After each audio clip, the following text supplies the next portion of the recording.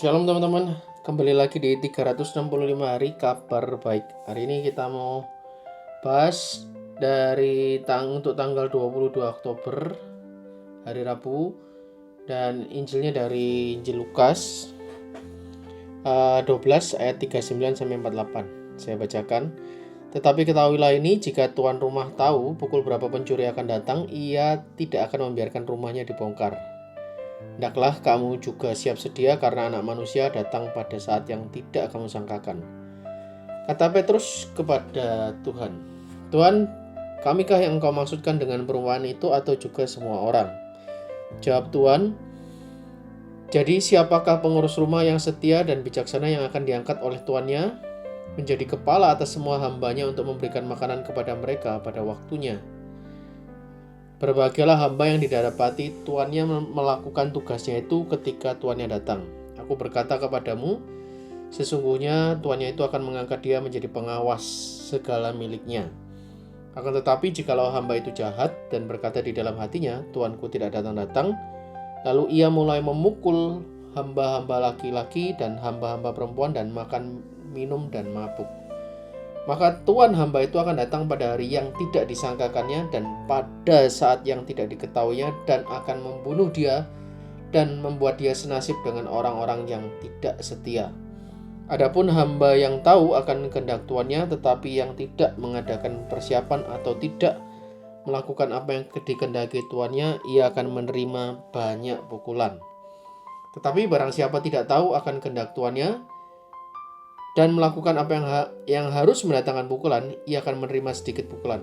Setiap orang yang kepadanya banyak diberi, daripadanya akan banyak dituntut. Dan kepada siapa yang banyak dipercayakan, daripadanya akan lebih banyak lagi dituntut. Demikianlah sabda Tuhan.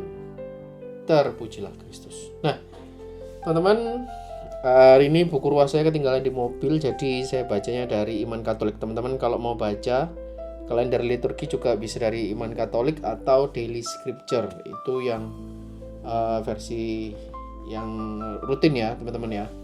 Nah untuk hari ini ada 2 poin aja. Yang pertama, poin yang saya pelajari itu adalah di ayat yang 42 ya mungkin ya. Jadi lebih ke arah gini teman-teman.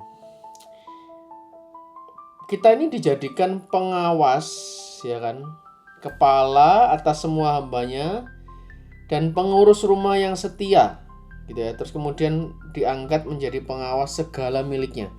Nah, poin yang saya kena itu di ayat ini itu adalah segala sesuatu yang kita miliki saat ini, di masa lalu ataupun di masa depan, itu semuanya punyanya Tuhan, teman-teman ya. Jadi kita ini hanya manajer, hanya pengelola, hanya lewat begitu saja ya. Karena ya kita mau berapa tahun sih teman-teman, ya paling ya gitu-gitu aja ya.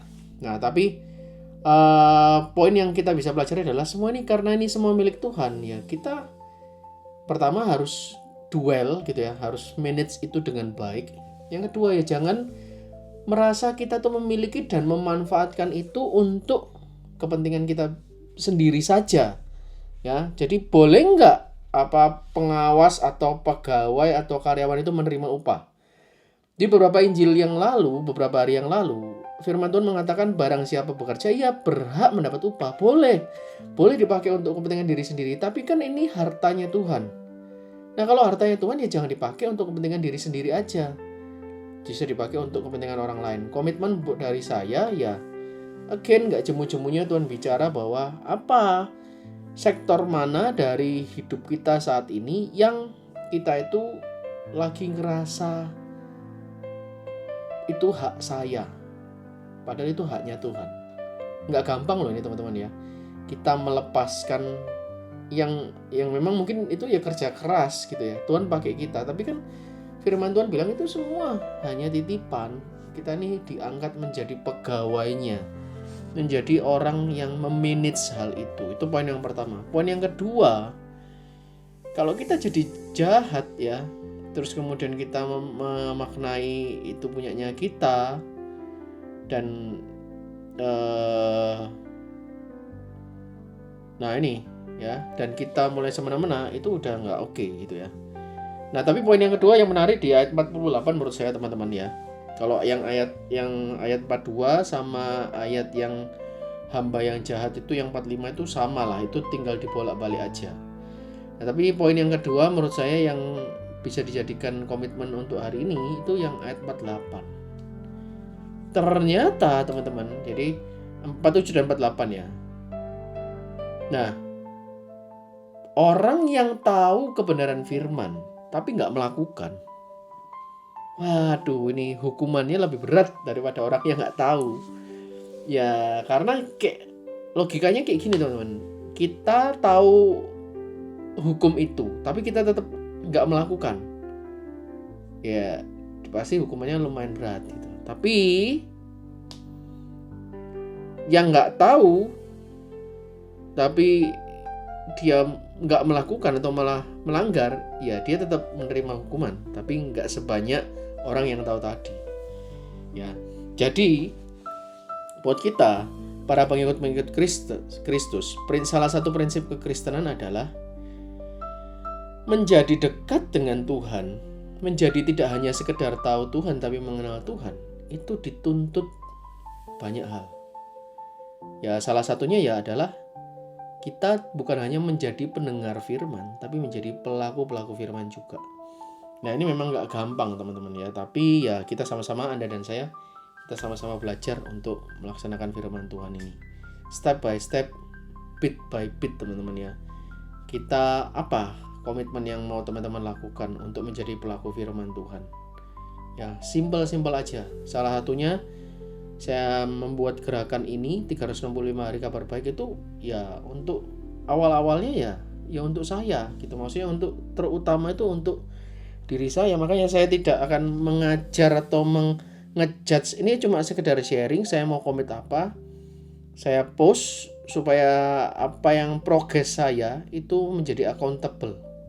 Ya, itu aja teman-teman ya. Nah, 2 poin itu teman-teman. Kita sadar bahwa semua ini miliknya Tuhan, kita ini cuma manajer. Dan apakah kita udah duel dan area mana yang mau kita perbaiki. Poin yang kedua adalah semakin kita tahu banyak ya, semakin kita dituntut. Kita bukan cuma mendengar firman, tapi kita juga melakukan kebenaran firman. Itu aja dari saya untuk 365 hari kabar baik hari ini. Gimana dengan komitmennya teman-teman? See you besok hari. Bye-bye. Tuhan memberkati.